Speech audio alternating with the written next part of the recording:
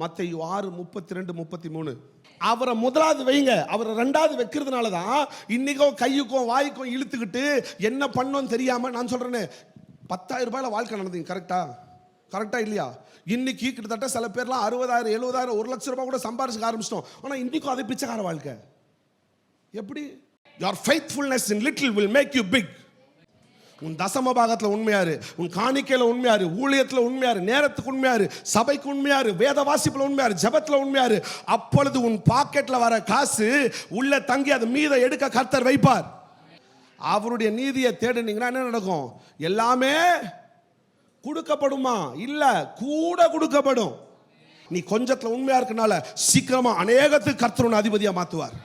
நான் எப்பவுமே நம்புவேன், என் கொஞ்சத்தை நான் அசட்டை பண்ணவே மாட்டேன். அதுலயும் கர்த்தர் உண்மை உள்ளவராய் இருக்கிறார்.